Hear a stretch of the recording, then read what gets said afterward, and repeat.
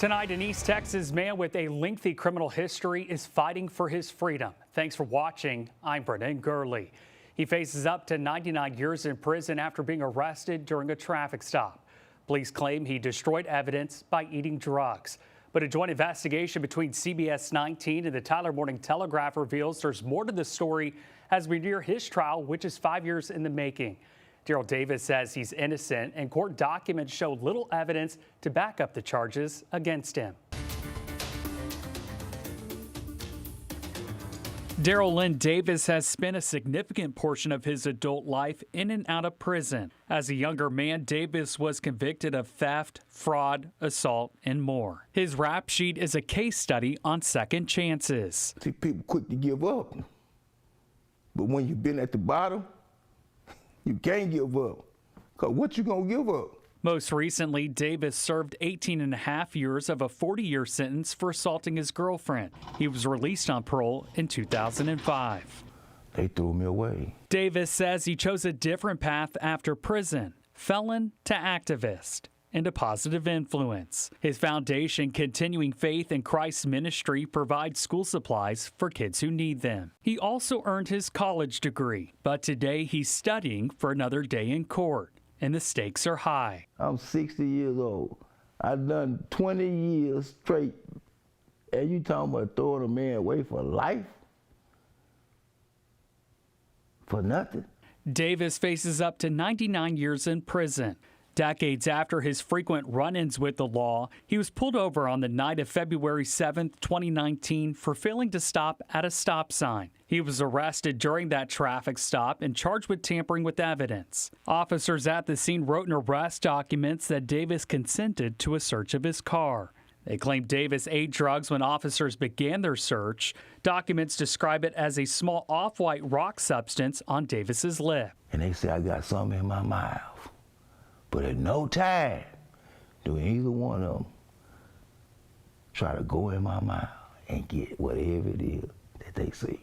Law enforcement denied our request for body camera and dash cam footage of the traffic stop, but documents related to the arrest show there were no drugs found in Davis's vehicle. Davis denies consuming any drugs. Police documents don't show any drug tests being administered. Man, you could have swallowed my mouth. That would have proved you wrong. You could have made me spit in a cup. That could have proved you wrong. You could have drawn some blood. That could have proved you wrong. Hospital documents provided to CBS 19 show that 1 hour after the traffic stop in which Davis is accused of eating cocaine, he's described as having a very pleasant disposition. At least pump my stomach, get whatever it is you say I ate out of me. Because you don't know if it's a little bit or a lot. Attorney Vance Freeman says the evidence against his client is flimsy. It's just a waste of everybody's time and resources to prosecute such a case that's so weak. Davis's criminal charge of tampering with evidence would normally carry a sentence of 2 to 10 years in prison if he's convicted a third-degree felony. So why does he face up to 99 years? After his arrest, prosecutors labeled Davis a habitual offender, taking into account previous criminal activity. That means he's up against Texas's 3 strikes rule. Third strike gets you 99 years. Have I did some things I should be punished for? I have, and I believe I was. And I've been punished for some things that I haven't done. You know, Mr. Davis is staring down the barrel of a shotgun right now, and the prosecutor's holding it and pointing it at him with the fact that he could use this enhancement paragraph to list him as an habitual offender to give him more time. Civil rights and criminal justice attorney Justin Moore describes this as an instance of over-prosecution. If he swallowed evidence and that evidence was crack cocaine, you would imagine that there would be a chemical reaction that would have impaired his mental capabilities that would have been extremely visible, especially with a drug like crack cocaine. He also says it's uncommon to be charged with tampering with evidence without drugs being found. I'm still shocked and horrified.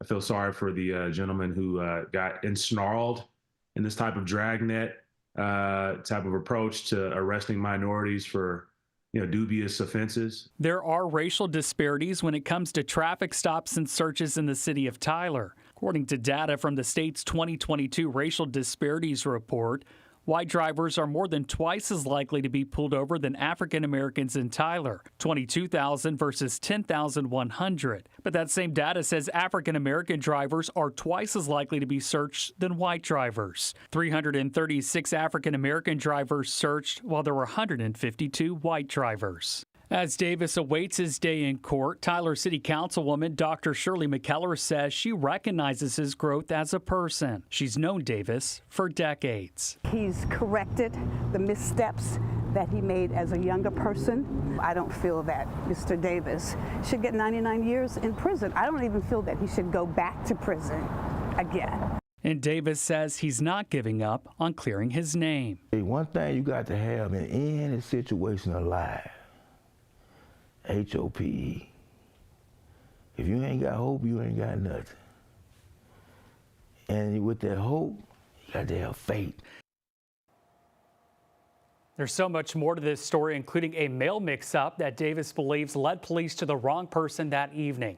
You can find all that in our joint investigation with the Tyler Morning Telegraph at CBS19.tv.